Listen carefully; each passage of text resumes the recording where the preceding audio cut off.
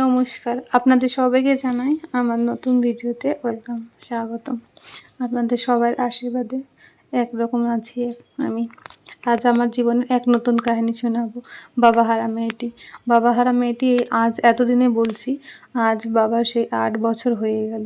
তারই এক উদযাপন ছোট্ট করে করেছিলাম, অল্প কিছু আয়োজন। তারই একটু ভিডিও আপনাদের সঙ্গে তুলে ধরেছি। 8 বছর আগে আমার বাবা ছেড়ে চলে গেছিলো না ফেরার দেশে, যেখানে আমি ছুঁতেই পারবো না, ধরতেই পারবো না, এতটা দূর চলে গিয়েছিল। আমার বাবা আকাশের তারা হয়ে গিয়েছিল, এতটা দূরে চলে গেছিলো, ভগবানের কাছে চলে গেছিলো। তাই এখনও আমি বলছি, ভগবান তুমি আমার বাবাকে যেখানে রেখেছো ভালো রাখো। ইনি আমার বাবা।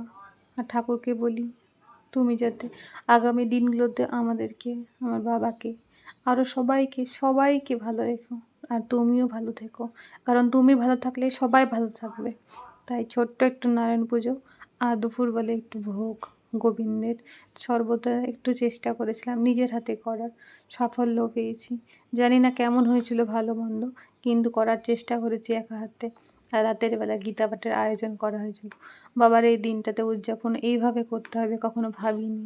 এত তাড়াতাড়ি একটা ডেট অ্যানিভার্সারি পালন করতে হবে, তাও আবার বাবার, তাও কখনো ভাবিনি। খুব ছোট বয়সে তোমাকে হারিয়ে ফেলেছি। এমনিতেই সবাই বলে মেয়ে বাবা সম্পর্ক একটা খুব মধুর হয়, সেই মধুর সম্পর্কতে এতটাই খারাপ লাগছে বলে বোঝানোর নেই। কিন্তু বলবো, ভগবান তুমি যেখানে রেখেছো ভালোই রাখবে। তুমি নাকি যা করো সব ভালোই করো। তো আমাদের জন্য হয়তো এটাই ভালো ছিল যে বাবা দূরে থেকে আমাদেরকে দেখবে, দূর থেকে আশীর্বাদ করবে, দূর থেকে ভালোবাসবে। এই ছবি তোমার লেখা ছিল, তোমার লেখার উপরে, তোমার চাওয়া পাওয়ার উপরে তার তো কোনো কিছু হয় না। তাই তুমি যা চাই তাই হবে। কিন্তু চেষ্টা করব যাতে আরও কিছু ভালো কিছু করার চেষ্টা করি। ভগবান আমাদের সুবুদ্ধি দিও, সুপথে যাতে চলার ক্ষমতা রাখি। আপনারাও আশীর্বাদ করবেন। ছোট্ট পায়ে 8 বছর বাবাকে ছেড়ে চলে যাচ্ছে। এইভাবে যাতে আরও দিনগুলো কাটাতে কাউকে যাতে কোনো খারাপ কথা, খারাপ লাগা না সৃষ্টি করতে পারি। সবাই আমাদেরকে দেখে ভয় পাক, আমাদেরকে খারাপ কথা বলুক, আমরা যাতে কখনো কাউকে খারাপ না চাইতে হয়, কাউকে খারাপ না চাই। এই বাচ্চাটাকে দেখে মনে হচ্ছিলো বাচ্চা বয়সটাই ভালো ছিল। যদি এরকমই থেকে যেতাম, হয়তো বাবা আমার কাছে এখনও থেকে যেত। কিন্তু তা তো না, সময়ের সাথে সাথে সব কিছু পাল্টে যাচ্ছে, সময়ও চলছে, আমরাও বড় হচ্ছি। একরকম ছিলাম, একরকম হলাম, আরও হয়তো ভবিষ্যতে কেমন হব। আজ কিছুই ভালো লাগে না, কিছুই বলতে পারছি না, এইটুকুই বলছি, আর বেশি কিছু বলতে পারছি না।